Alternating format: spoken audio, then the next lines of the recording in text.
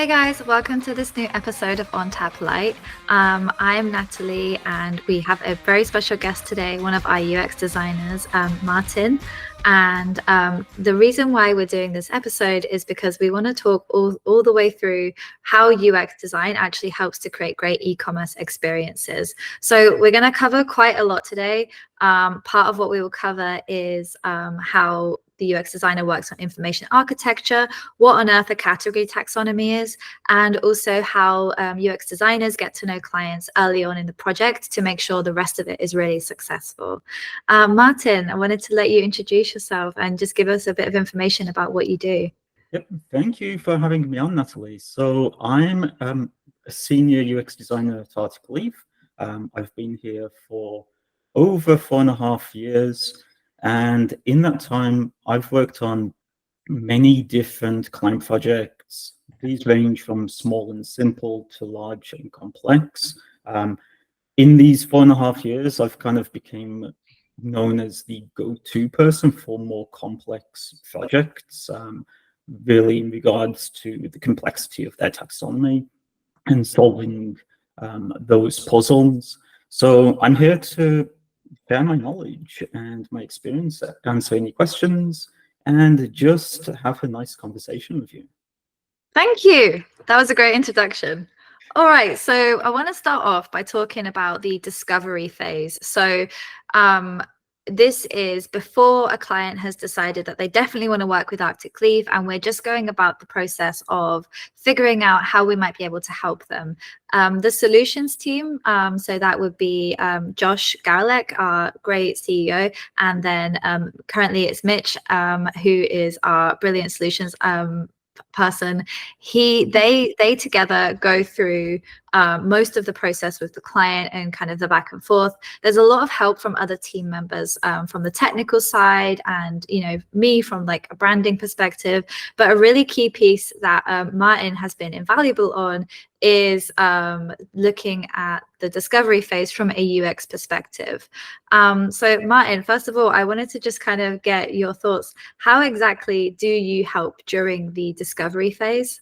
Yep. So in the discovery phase, we sometimes are brought into the solution call with the client just to get a feel for the project, for the client, to show our face, as the client will be kind of working with us for a large portion of the project. In the discovery phase, it does give us the chance to ask any questions and get answers regarding any possible roadblocks, any issues that the client may feel that the site is encountering, and also just to get a good feel and grasp of the products which are on offer on the site, and how we can actually take those and reorganize and present something that's logical and makes sense to the client. We also have a lot of questions.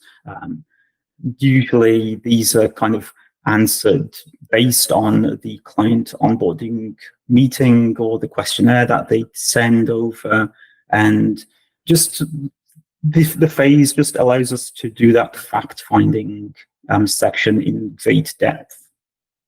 Do you find that when we're working with clients in this early phase, are you asking questions that they have all the answers to, or are you finding that like there's quite a lot of back and forth and they need to go away and do more research and things as well?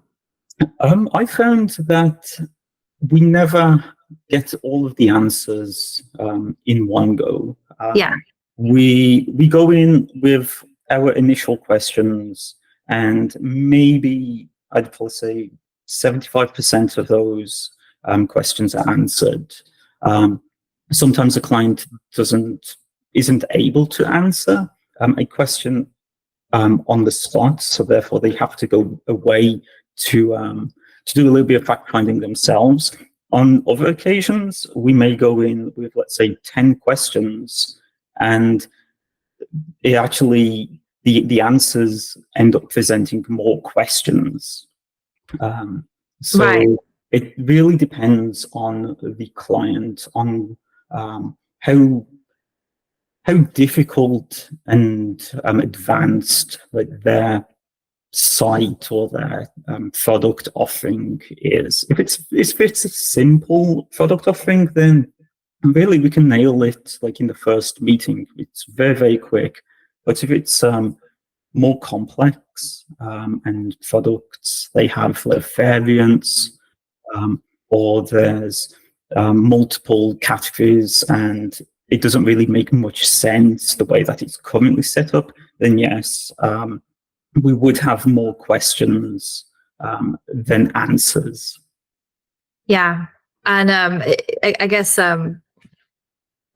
would you say that it's correct that if you're going in and you get enough of the answers though, then you feel kind of happy for us to quote everything out and move forward? Or would you, because I'm trying to also work out what's your, what's the goal here? Because it seems like a lot of the work could be done at a later stage. So, why is it that we bring in the UX designer so early into the project?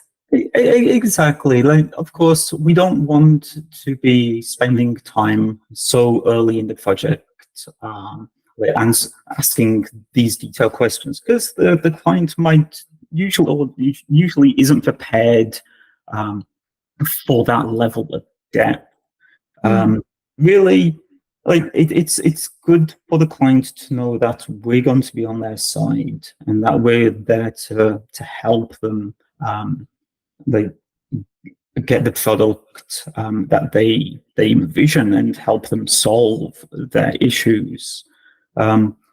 So like there's always time to answer more detailed questions. It's something that we don't want to be rushing. Like, this phase is where we're supposed to take it slow, get comfortable with what we're working with, and any like detailed questions, we can always leave those to when we get them. So we do want to kind of segment our workflow. We just don't want to bombard a client with all the questions at one go and expect them to answer it, because that's a little bit, I guess. I can't think of the word. Overwhelming. That's the word. Yes. Yeah, for sure. Like, we're not trying to overwhelm somebody, but at the same time, we're trying to figure out exactly what their, what the path is going to be for the user and how we're going to be able to help them. And also just make sure that we don't miss anything really big. So that when we're actually quoting it out from a solution standpoint, and giving a client, the kind of estimate of the amount of time it'll take, the budget, that we are not missing anything really key. And I know a couple of times Martin's gone in and taken a look at these projects and been like, oh, actually, there's this whole other section of their site. For example, they have a whole app that they are using to build out their knowledge base. How are we going to handle that? Or, oh, by the way, they have 3 different product page layouts. How do we want to handle that? And it's always been really key to have Martin involved in those, to make sure that we are kind of, kicking the tires early on and actually looking for how we can improve their UX.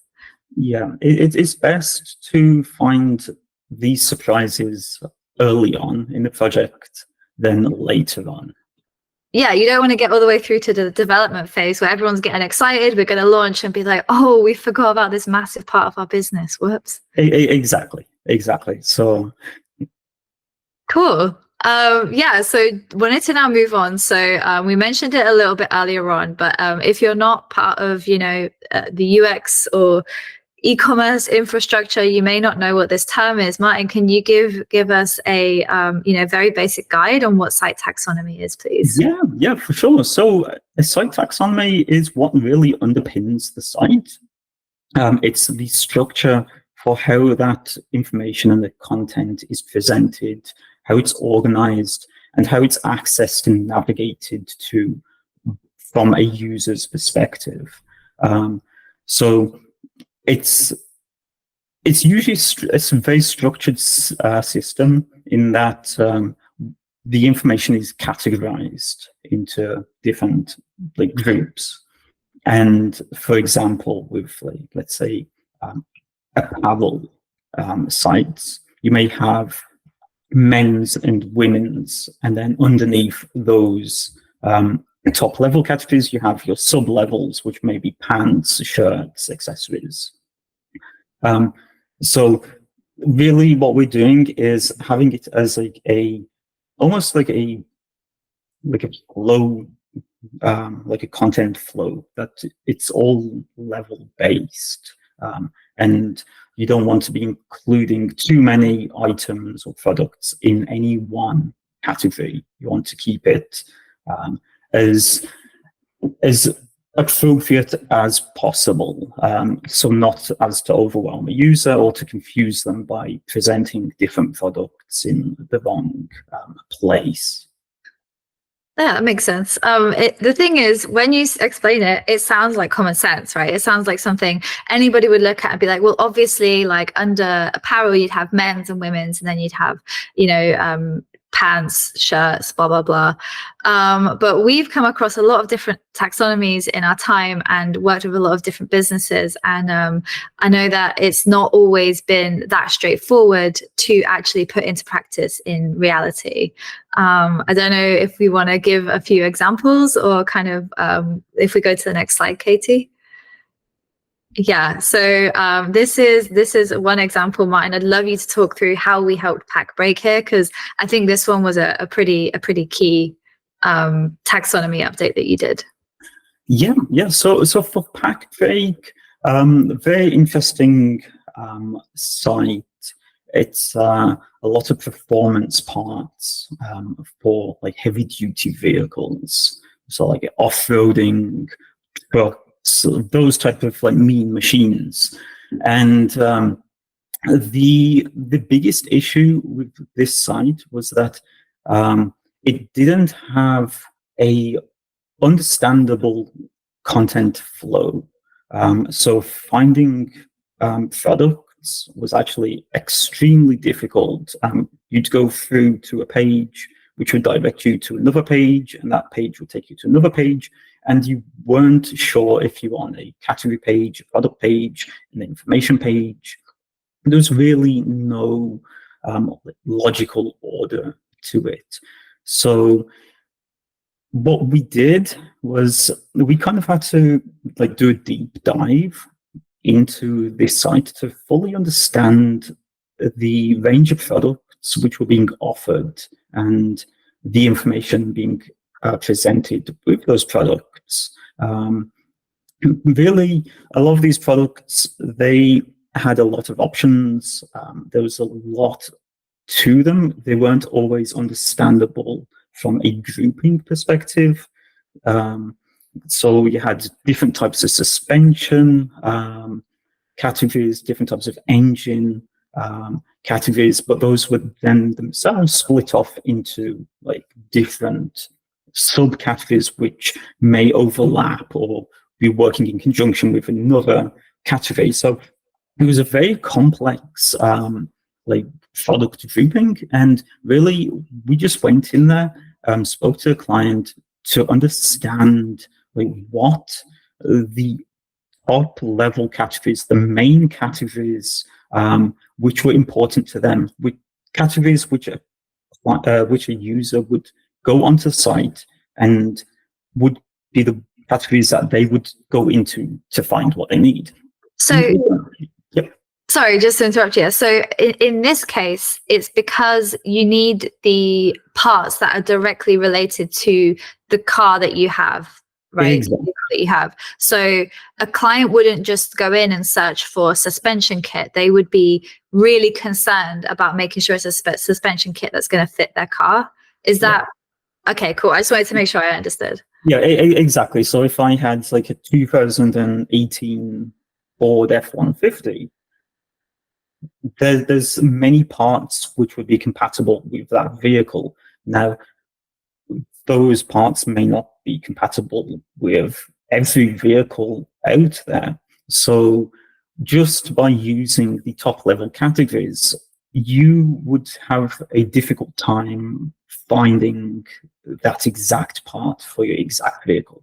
And hence why we have the year, make, model selector underneath the top level category. In that, if I had multiple vehicles, let's say, and I wanted to find different suspension parts for those multiple vehicles, I could just do a top, like a very broad review of those suspension categories and then find products. Now, if I just had one vehicle, then that's when I wouldn't be using the categories themselves. I would actually be narrowing it down very specifically to a specific vehicle. And Right.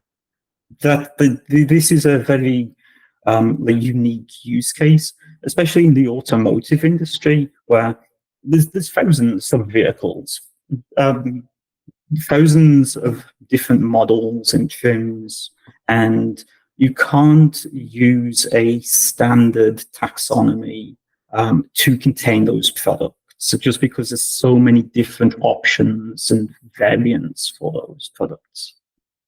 Right. Thanks for explaining that. And the thing is though, it's not just automotive where it's you've had to do a completely bespoke category structure, right? Like I'd love to hear a little bit more on what the differences are when you go into different industries, and the kind of your process of how you work with these clients to figure it all out. Yeah, for sure. So Packbake, even though Packbake is a D2C, a direct to customer site, like if I wanted to, I can go and buy suspension parts. They can also sell to smaller vehicle shops if they really want. So that's kind of straddling the B2B industry. Right. But the main difference between B2B and D2C is that D2C websites, they usually cater just to the individual consumers. So the language that they have to use has to be very broad, has to be common language that everybody understands. And that also affects the way that consumers or customers navigate the site, how they navigate the taxonomy. They want to see category names or headers which make sense to them. They don't want to have this industry-specific jargon included in there because they don't want to whip out a thesaurus to understand and to assist them in their shopping experience. So that's for D2C, is that the categories are very broad, basically. So let's say you had shoes. Shoes itself would be a very broad category. You wouldn't really be going multiple levels down in shoes, just because a shoe is a shoe, and you would be using filters to narrow down the different materials, the different specifications. While on a B2B site, so for example, the automotive industry, maybe even glassware, the style of taxonomy that you'd be using would be catering to more the professional audience, where they use this industry jargon, these terminology every single day. And so that's very familiar to them. So they're looking for things that are familiar to them to help them navigate. Also, there's going to be extensive technical information in those categories. So if you land on a category page, you have SEO sections with technical information. Even in the product names, you would be including technical information. But I'm kind of going on a tangent there, so I'll bring it back to the taxonomy themselves. Yes, Natalie? Yeah, so just a quick question on that though, because I think this has come up in a previous OnTap episode that we did, where even though it is more technical and there is an assumption of industry knowledge, there are more sites now where that's blurring the line a bit, where you're not necessarily expecting that everybody landing on your B2B site are going to actually have that technical knowledge. How, as a UX designer, would you be kind of like helping a client to transition into something that's a little more universally customer friendly? Well, that's a good question, because like me personally, like I love vehicles, I love cars, I love modifying them. So I have that, like I have an understanding of the complex industry terminology anyway. But as a consumer, I don't want to go on a website which is just catered to like automotive experts, because that it's very dry, Right. and it isn't exciting. Like the whole idea of these sites is to sell product to consumers and to make it easy and understandable for those consumers to find the products that they want and have a good experience.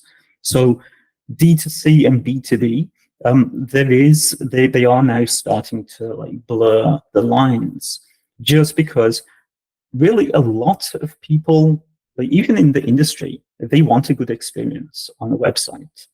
They want it to be understandable. They want to feel catered to.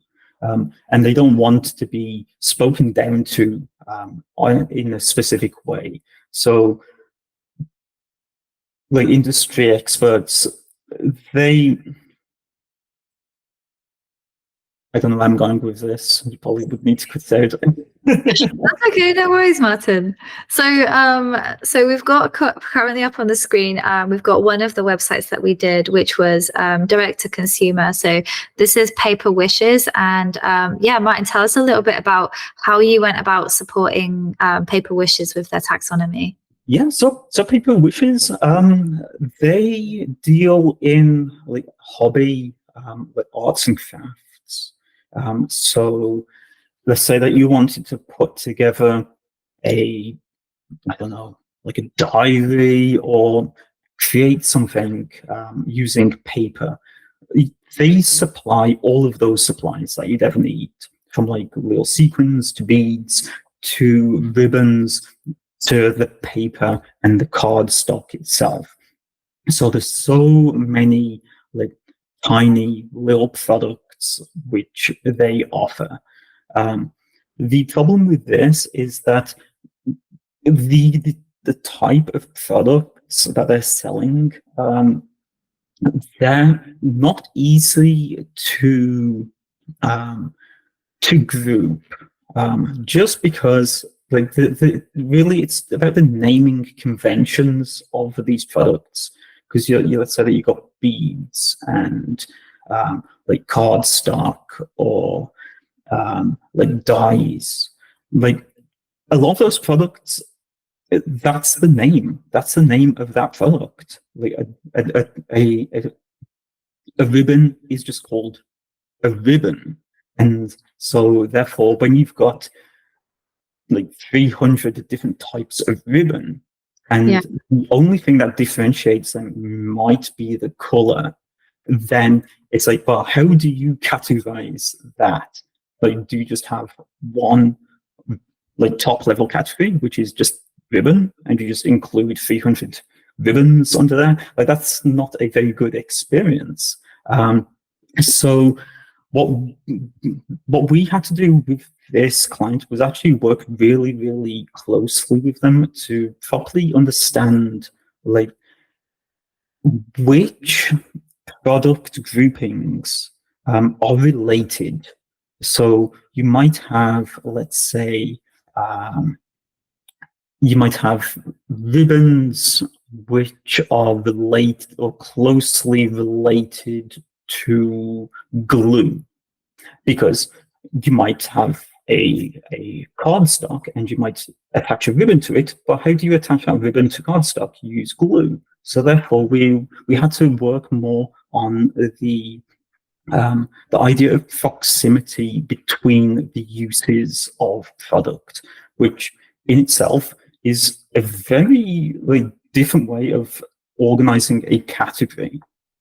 Yeah. So The products here though as well, like they so one of the really cool things Paper Wishes does is they have projects. So they will do loads and loads of YouTube video tutorials and stuff where they will show somebody, hey, this is this cool scrapbook, or like this art piece that we've made, and these are all the products that we use to do it. And so then you got to see all of these, and that was a really good way of also allowing people to navigate, right? But that was kind of like separate and outside of the main taxonomy. The question would more be, someone comes to the site and they're just looking to browse. Well, how do you help them to, get down to, as you said, like with the ribbon example, landing, the reason why as well, you can't land on a category page and just have 300 examples is because the user is going to get decision fatigue. They're going to be scrolling through and, they'll be going through several pages, and they'll, hopefully they will use the filters on the side to narrow it down by color, by size, and that kind of stuff. But if they don't, you want to give people more, like groupings in order to choose things. So yeah, as you said, Martin, like maybe these ribbons can only be used with like certain adhesives, and so you would link those products together. I think that the end result of this one turned out really well, and the client was really happy, which is great with the taxonomy. But I know that you were really trying to work with the client on what their users actually need and how their users actually look at buying these things. Because the other thing is as well, I believe that their customer never is just buying like, a solo product. It's usually they're buying a group of products to create something specific. Exactly, and the way that we improved the product finding, I guess, to assist users on this, is that the top level categories are sort of more focused on like a topic, let's say. So like you've got your card making, dies and stamps. So they're more thematic.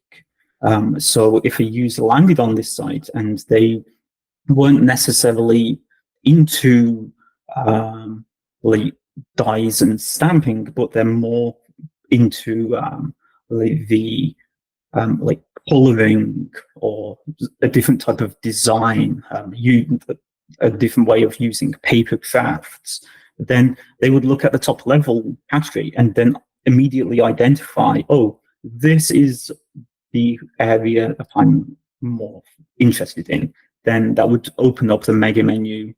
And underneath that, you'd have the different sub categories, which would allow them to narrow down their product like options to something that they can relate to even more so. Makes sense. One thing I want to note just really quickly as well is that the having a good taxonomy, it can have effects on the SEO, because I know that's something that comes up a lot. Our clients ask us about a lot is, oh, well, if we change all of our categories, won't it affect SEO? And it's kind of a complex way. I guess it's not very simple necessarily to say a black and white answer on this is exactly what's going to happen. But the general thing that we have seen is that in the short term, whenever you change your category taxonomy, there is a slight dip in SEO while Google is refactoring everything to make sure that it that it's cataloging it correctly, and that basically as people start to go through and they use the site, though, the SEO goes back up to where it was. And if you have a good category taxonomy that customers can use easily, you're much more likely to actually improve your SEO over time, because people will be using the site, they'll be finding things that they should be using, and even the naming of the URL, that's something that the team does when they're going through looking at the information architecture, looking at the categories. We're actually even looking at 301 redirects and what should we actually name those categories and have the URLs. And just a quick tip for everybody, shorter is better. So like you're much better off having the shortest URL you can that still makes sense, and readability as well. So as Martin was saying about earlier, not including jargon where you don't have to. It's really specific though, because for Paper Wishes, you need to use some level of industry, like kind of know-how to talk about these products, because or else they're not going to make any sense. So yeah, wanted to just kind of add that in there, because I know that's something that comes up a lot, Martin, when people are asking us about their taxonomy and how you're going to be changing their information architecture. Yeah. There's a lot of anxiety around, well, if I change this, won't it mess up my SEO? And the answer is, in the short term, yeah, your SEO is going to dip, but in the long term, having a better taxonomy is going to just improve your overall site. So exactly, you want to make it concise and understandable, but you don't want to dumb it down so much that it loses any context. Yeah. Cool. Should we look at one more example? So we've got Rankin USA here. Yep. So Rankin USA, they are a mechanical industry. They deal with like motors, like power devices, transmissions, a lot like small components ranging to like big components as well. So this site, this has a different use case, as it's a B2B site.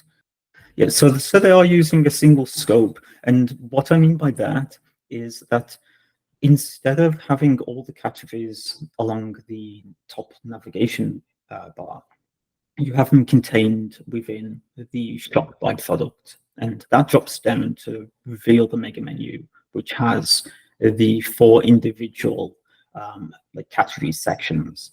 This works for this site because they are utilizing an ICP, or intermediate category pages, that when you land on one specific level, you go through to an intermediate category page where you can see those subcategories like on display, and then you can click into that. It's just a different way of presenting information, because if we were going to be presenting all the categories on this page, on this site in the mega menu, when a site has anything over like 3 levels of navigation, it becomes extremely difficult and almost impossible to display all of those categories and subcategories on screen at any one time. It's very, very overwhelming. You just don't have the space. So you have to break everything down. And for something like this is why we have, let's say, power transmission and then motors, because you're showing those 2 levels of categories. Now, you've already presented to the user the scope of the site. They're already fully aware, based on the top level categories, of what's being sold here. And if they're interested in motors, they click on motors. That takes them to an intermediate category page where they see AC motors, DC motors, motor accessories. So therefore, they then can just narrow down their search based on that page. It's a very different way of like displaying the information.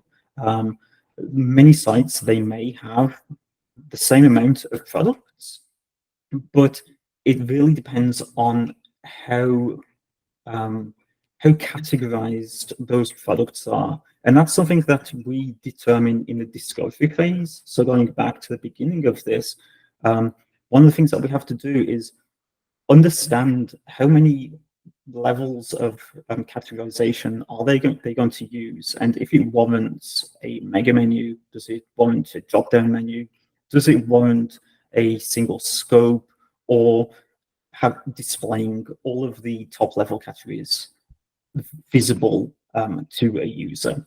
And so this is something that we do determine in the discovery phase. Nice. And I think it's just really, I want to quickly note that when we're looking at all of this, so when Martin's working on the information architecture, so, we've got discovery phase, we start off a project, and then we actually get into finalizing the category taxonomy. We haven't even started to wireframe anything out at this point. We haven't really put pen to paper, as it were, to look at how we're redesigning the website.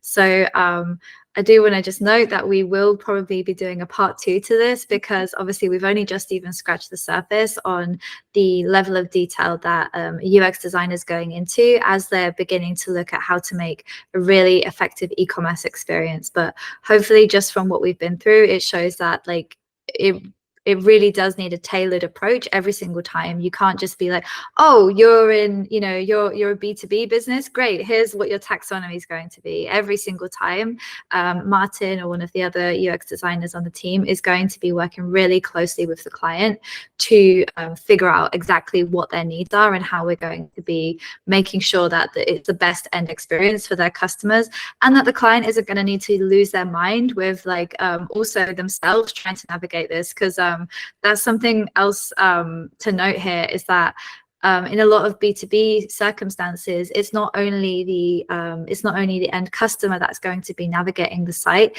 They may have sales reps on their side who will also need to be very regularly navigating the site and actually putting in orders for their clients. So yeah, I wanted to just note that part as well. Cool. So yeah, so I think that this next part is around setting up client expectations. Martin, did you want to just give a little bit of information about how you help to set up the client's expectations in the beginning? Yeah, for sure. So often clients come to us because they know that their site taxonomy is lacking and it needs improvement. Often they don't have the time themselves to figure this out because it takes us a long time. So we can't expect a client in their short work day, they've got a running of a business to do. We can't expect them to figure this out for themselves. So that's why they come to us to help them, because they know that we have the expertise and the knowledge. They trust us to solve this puzzle for them and to present the best experience that is the site is capable of, or that we are capable of. So our knowledge and experience, like the more that you do something like this, the more that you work on these different taxonomies with different clients, with different projects, it becomes easier because you start to see like those patterns in the site taxonomies.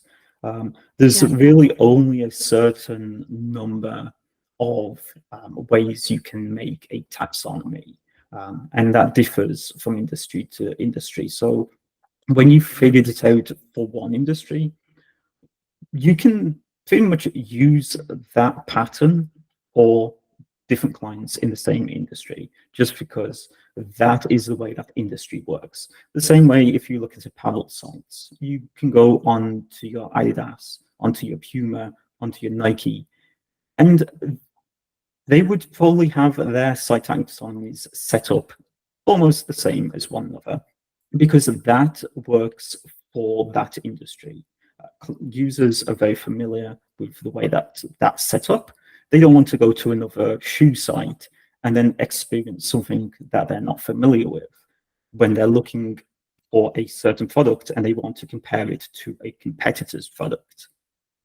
Right, that makes sense. So even though we are always looking at like what's going to work best for, you know, the specific example, there are actually some kind of standards that you would follow. Exactly. Yeah. Right. With that being said, though, you know, you've been here for 4.5 years now, so you've started to notice these patterns. What questions are you asking the client, like very like early on in the process, to kind of you know, make sure that they are aware of what you can and can't do? Really, like the main questions that we have are usually surrounding like the products that they offer. Whether they have an extensive catalog of products, whether those products have any unique like variants or a setup in any specific way. those are some of the questions that do determine how we go about creating or ideating how to set up a taxonomy. Because we don't want to get into the project and then we find out that there's one or two products which have product variants, and that can completely change the way that we made the taxonomy, because we originally thought, oh, a product, that's the product. There's only one product, there's no variants. So we do want to set client expectations at the very beginning, understand all of the their products that they have, and the general flow of content on their site. When we nail that down, then the rest of the project is actually really straightforward, because we've already got those building blocks in place. Nice. So I think we'll probably get towards the end here now. So Martin's actually written a blog post that for the Arctic Leaf blog, all about different UX books that you can use, and also how AI can enhance UX. So yeah, Martin, did you want to just give us a little bit more information on those in case people want to do some further reading? Yeah. So I enjoy writing, hence why I have a lot of blog posts. It's just a avenue for me to take my knowledge and experience and put it into something that someone can read and benefit them. I like sharing my knowledge to the wider audience. I think it's beneficial for everybody, especially me, because then I can also learn. I can engage in conversation with like-minded individuals and understand the way that they look at things as well. So my experience, I've read a lot, a lot of books. One of the books that I would really encourage anybody to be reading, you don't need to be a UX designer. You can be a product manager. You can be a creative director. You can be a client. And this is the Steve Krug Don't Make Me Think book. It's been republished, I believe, like 3-4 times. I'm not really sure. It is an old book. It's been out for decades upon decades. And it's always been updated based on current improvements in the world. And as I said, it doesn't necessarily just focus on UX. It's really everything, like how you might sit on a chair or how you might use a cup. It details on everything. It's really about how a customer or a user interacts with things. And it just goes into a common sense discussion about how we should kind of not redesign the wheel. Just keep it simple. There's a phrase, KISS, which is keep it simple, stupid. And that's something that this book kind of relies heavily on, is that the simpler that you make something, the lower the common denominator, the easier it is for the wider audience to use it.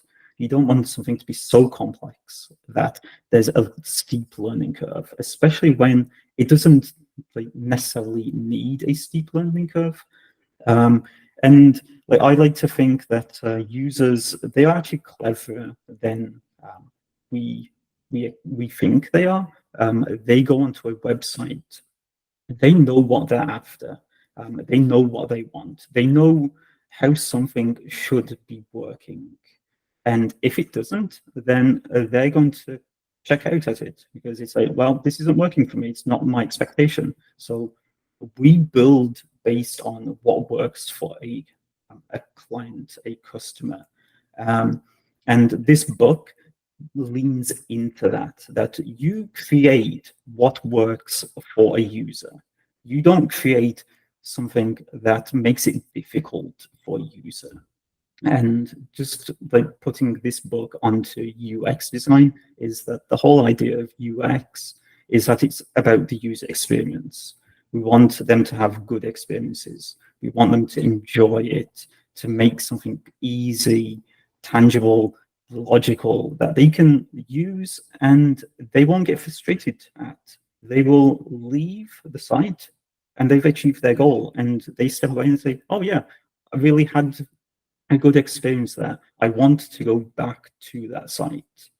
And that's the whole thing about UX. And this book kind of leans into that you give users a good experience that they will keep using and coming back. That's awesome. Thank you, Martin. Yeah, I guess like it could either be an invisible experience where someone doesn't even think about it because it's so easy for them to use, or it should be a delightful experience where, like, oh, I really enjoyed using that. Those are the two things we want to go for. We don't ever want to go for an annoying experience or anything like that. So. Yeah. Well, thank you so much for sharing all of your knowledge. We will probably do another part to this where we actually get into the process more of wireframing and, actually working with the clients long term through the project and how that all works. But I really appreciate all of your insight, Martin. And thanks everybody for watching. Don't know if you've got a cup in mind, but we usually do a cheers at the end of OnTap. So yeah, thanks very much. Bye. Bye.